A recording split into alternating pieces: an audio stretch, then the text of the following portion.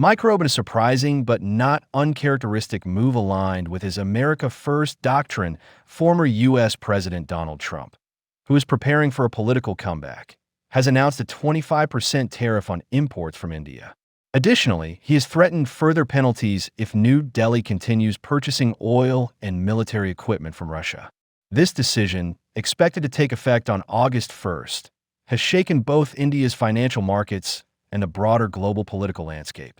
Trump's announcement comes at a time when the U.S. and India were believed to be on the verge of signing a comprehensive bilateral trade agreement. Negotiations have been ongoing for months, with early August marked as a soft deadline.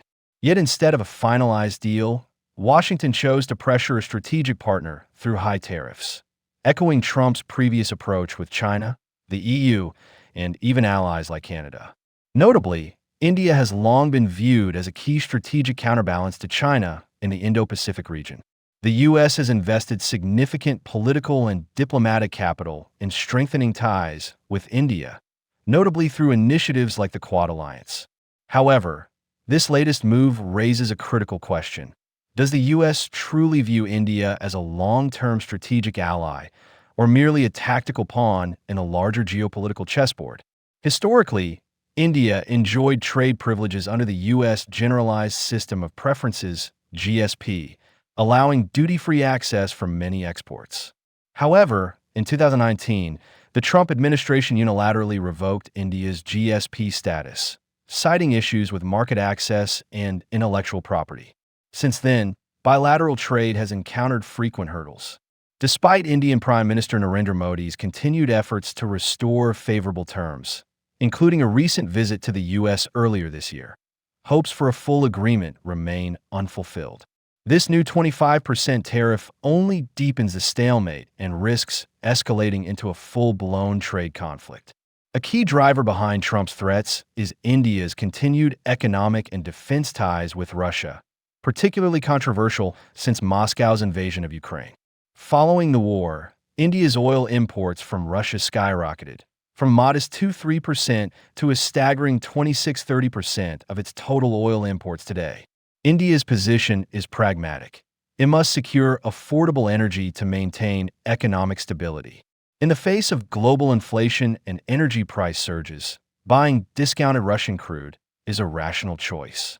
But to Trump, who frames global relations in win-lose terms, this undermines Western sanctions and reflects disloyalty to the U.S.-led order.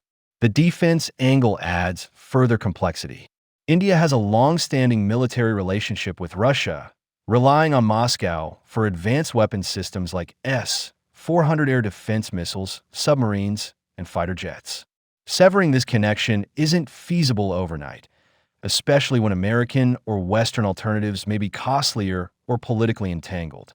Trump's foreign policy has always leaned heavily on economic coercion. Throughout his presidency, he imposed tariffs on both rivals and allies alike, using trade as a blunt instrument to force concessions. His threat to penalize India for its ties with Russia fits neatly into this pattern. However, India is not just another trading partner.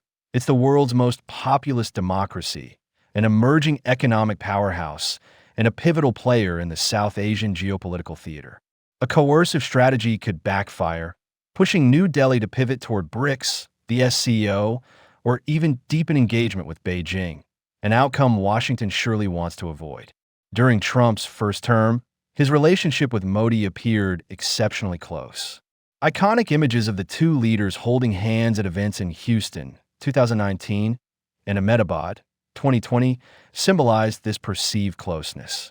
But recent developments suggest a marked shift. As noted by M.K. Venu, founding editor of The Wire, India may have misjudged Trump by assuming continued goodwill. Trump has not only doubled down on tariffs, but also made inflammatory statements, including a tweet suggesting he would help Pakistan develop oil reserves and potentially sell oil to India. For India, this was seen as hitting below the belt, an insult to national pride and sovereignty. In hindsight, Modi's administration may have overestimated Trump's reliability and underestimated his transactional, often erratic style of leadership. India's financial markets responded negatively to the tariff announcement, particularly sectors like textiles, jewelry, and agriculture, which heavily rely on U.S. exports. If the 25% tariff is enforced, it could erode India's trade surplus with the U.S. and hurt its job market. Strategically, the long-term consequences could be deeper. If trust between the two nations deteriorates, it could stall military cooperation, intelligence sharing, and joint strategic initiatives like the Indo-Pacific Maritime Framework. Furthermore, if the U.S. continues applying one-sided pressure, India may accelerate trade diversification, strengthen ties with the EU, East Asia, and the global South, diluting Washington's influence. Trump's tariff decision is more than an economic penalty. It's a geopolitical test of the U.S.-India strategic partnership. If the U.S. aspires to lead in shaping a multipolar world, it must treat emerging powers like India with mutual respect and strategic patience, not short-term bullying. And for India, this episode serves as a sobering reminder. In geopolitics, personal rapport between leaders is not a substitute for national interest or policy consistency. Blind trust in any foreign leader, no matter how friendly the photo ops may appear, can lead to strategic miscalculations.